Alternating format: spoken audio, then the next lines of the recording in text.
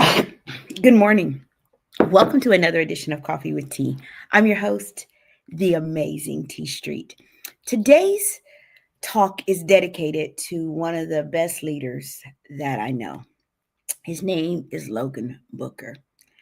Logan, this message is for you because you are not becoming a leader. You're not going to be a leader in the future. You are a leader today. And so I woke up with this on my spirit and decided I was going to dedicate today's talk to you. You're one of the leaders that I admire and that I'm so blessed to have in my circle of influence. So today's message is don't skip the process of leading from where you are. Don't skip the process of leading from where you are. Oftentimes, we think we have to arrive someplace or get to someplace or do something to be a leader. And can I tell you that wherever you are is where you're supposed to start your leadership? Leadership starts with ownership. What does that mean?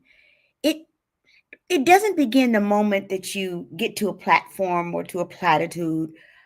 It starts with where you are when you take responsibility for your attitude, your actions, and the impact that you have. When you're a leader, not later, now, do you show up prepared? Do you bring solutions or do you just bring problems to the table? Um, do people feel more confident, more capable, or more valued after working with you? If your answer to those questions are yes, you're already a leader. If you answered yes to those questions, you're already a leader. Good morning, Deaconess Teresa. And so I want to encourage you to understand and acknowledge that leadership starts with ownership. When you own the leadership that you have, you're already a leader. Not tomorrow. That's why I don't tell young people they are the future. I tell them that they are the present and the future. They are leading in spaces right now in their schools, in their communities, in their friendship groups. You are a leader. And so the next one, influence grows before authority.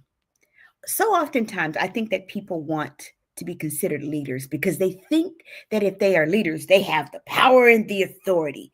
Most people are chasing after authority because they want a title, a recognition, power. But real leadership is really about influence. And influence is earned long before you ever have any power. Think about the people that you look up to. I look up to some people. None of those people forced me to respect them. They earned it through their consistency, through the fact that they were humble, through the fact that they served other people. My mother was consistent in who she was. She always was the same person. She became a better version of herself after salvation, but she was consistent. She was humble and she served other people. I didn't learn to serve when I became a member of Delta. I learned to serve at my mother's knee.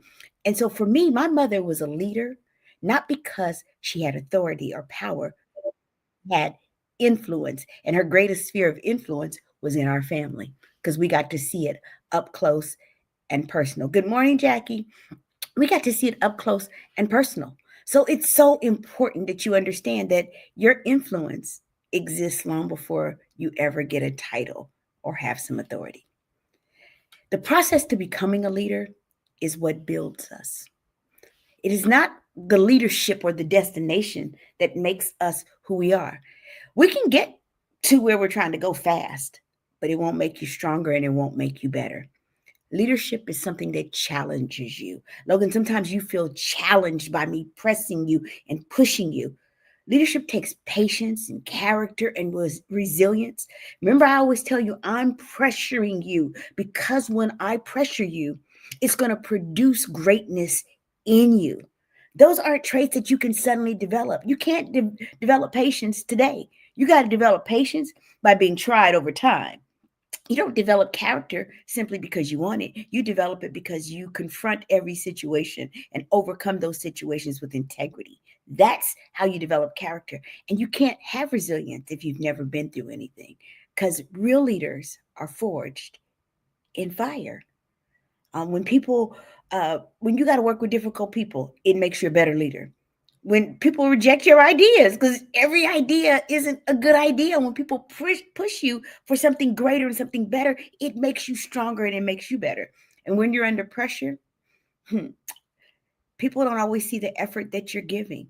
But all of those things are a part of the process of leadership. So the process builds great leaders. And finally, where you are is where you are needed.